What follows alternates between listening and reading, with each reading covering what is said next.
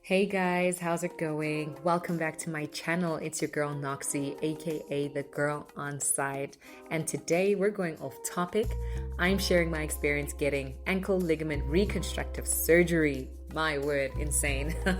This experience has had a major impact on my life, like beyond the surgery itself.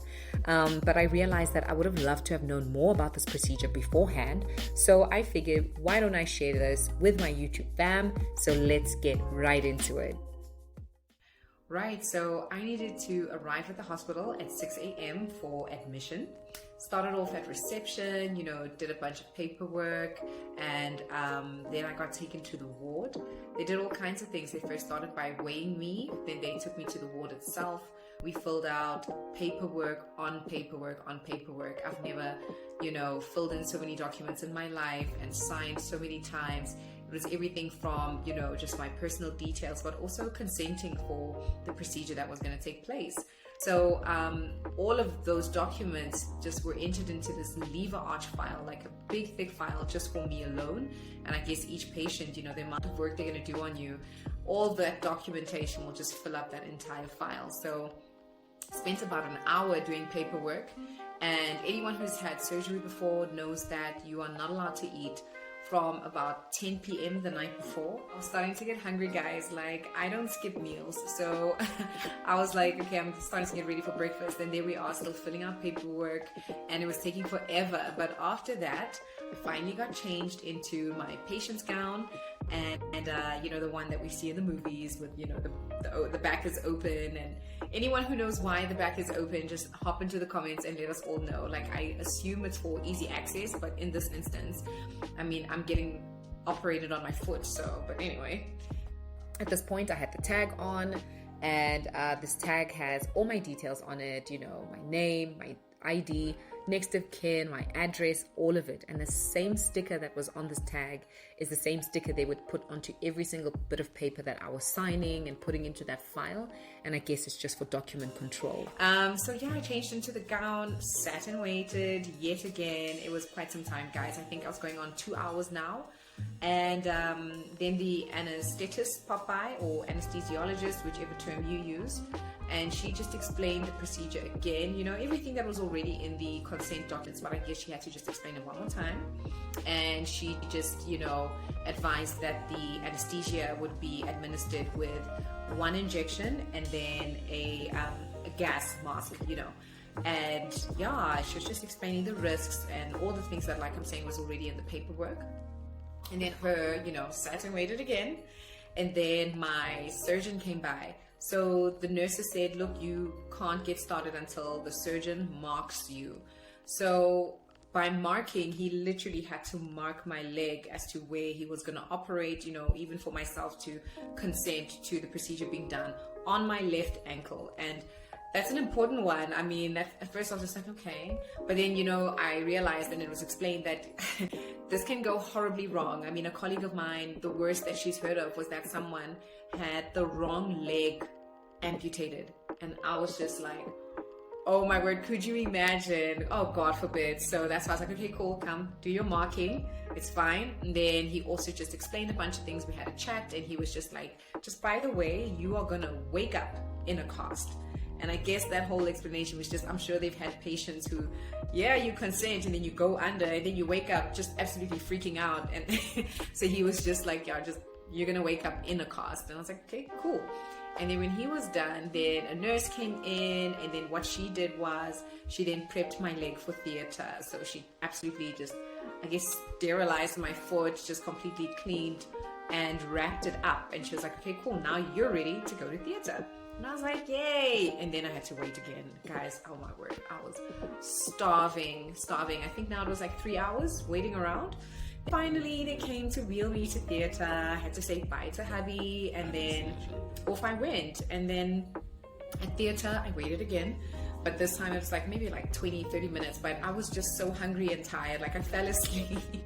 And then they wheeled me to the theater itself, and oh my word, wow, guys, I wish I could have had my phone with me just to just to show you what that looked like. Oh my word, that theater was so pretty. It actually looked so cool. I felt like I was in a movie, you know, all the lights and all the equipment. There were like 6 people in the room, you know, the surgeon, the anesthetist, and then each of them had an assistant. And then I think there was like 2 nurses as well.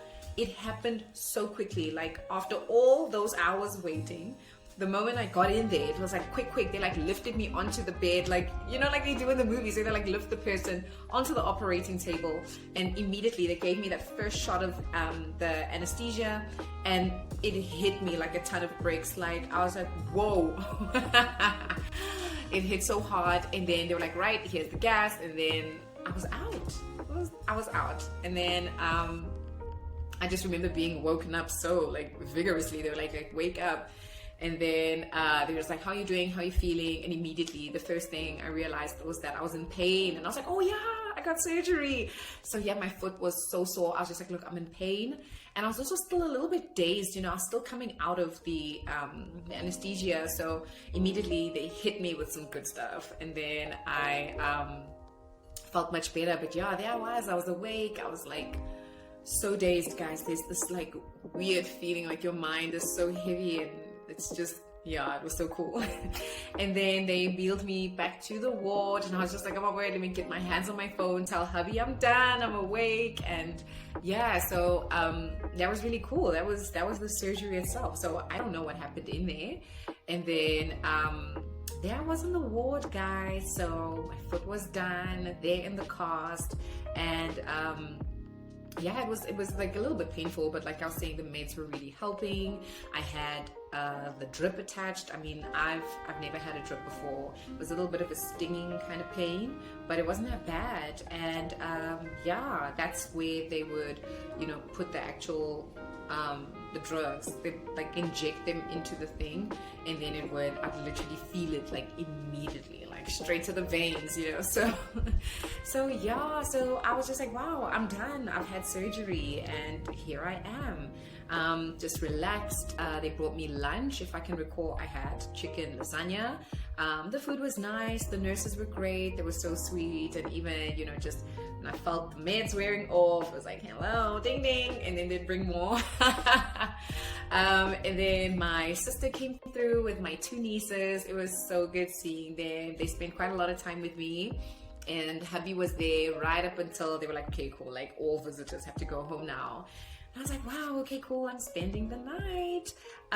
So my surgeon actually said I could have gone home same day, but it was my colleagues who actually advised, like, listen, if you can stay the night in hospital, stay the night in hospital. And I'm so glad I took their advice, guys. Like, it was so good being looked after, and I didn't realize how hectic this procedure was going to be. I think that's the thing about surgeons or medical professionals, you know, because they deal with patients every day, just all the time. I think they explain things quite, like, I don't know, I mean, my surgeon was quite blasé. He was just like, yeah, you know, we're gonna do the surgery, you'll be in a cast, and then you'll be fine. And I think when you think surgery or operation, I don't know what I had in mind, but I was in a lot of pain, and I realized I got cut open today.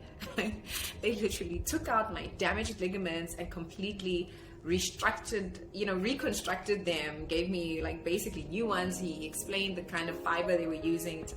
Guys, just go Google it. But yeah, so it was quite rigorous and intensive, or invasive is maybe a better word to use. But there I was in the hospital bed, and yeah, just getting to nighttime. I brought my laptop with me because I don't know what kind of television they got going on over there, like, you're gonna give me government TV. So I was just like, no, let me just bring my laptop. I was streaming the whole time, watching Netflix and stuff. I was on my phone, but at the same time, you know, I was in and out of it, you know, so I'd be like awake, and then like the meds would hit, I'd like sleep, but then I'd wake up again. And right about here, it's like midnight, and there I was awake. But yeah, I was fine. And like I'm saying, it was so nice. You could literally call on the nurses the entire time you were there. It was really great. The other patients were also pretty cool. There wasn't anybody like crazy. I didn't know what to expect, but everything was fine. The only thing was that quite early, they already started like getting going again. You know, the nurses are like, now it's like a new day at like 4 a.m. in the morning. I'm like, what is this noise? Why are people up and down? Like, aren't we still sleeping? And I was just like, okay. And then like one of the patients even got up and took a shower at like 4:30. I was like now we can hear the water run. Like, you know, when you get the sound of like somebody showering. I was like, it is so early in the morning. Like, why? You know, at around like 5:30, you know, the nurse is like asking me, what do I want for breakfast? I was like, I'm still sleeping. Like, I'm not ready for breakfast. I'm not ready for coffee, nothing. Guys, like, I'm still sleeping. Like, please leave me be. But yeah, you know, the sun started to come out like around 6, after 6. There's your girl, you know, I'm awake now. And I was just like, okay, cool, let me just have some tea or something. And yeah, guys, that was my night in hospital. I can't believe that was it. You know, part of me was like, oh, I wish I could stay another day, but it is what it is. So they literally told me, you know, this is going to be your last dose of meds.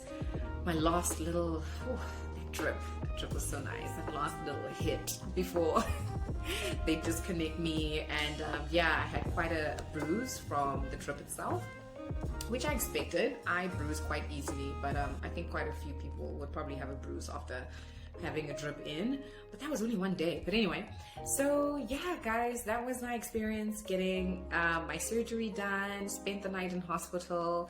I enjoyed the meds so much. I enjoyed the hospital bed so much. It was so comfortable, you know, just being able to adjust, you know, the incline, the recline, the elevating my leg and all these things. Just the nurses were amazing. There was only one male nurse the entire time that I was there, but he was also so great.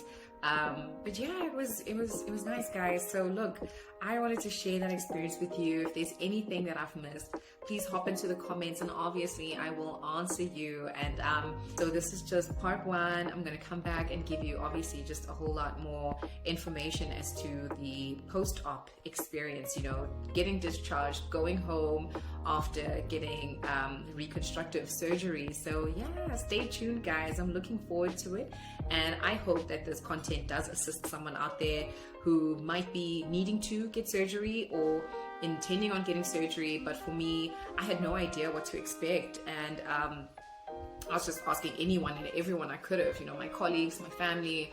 And look, I highly recommend staying in hospital overnight. It was really, really good, and it made it that much better. But guys, let's leave it here. From me, your girl. I will see you soon.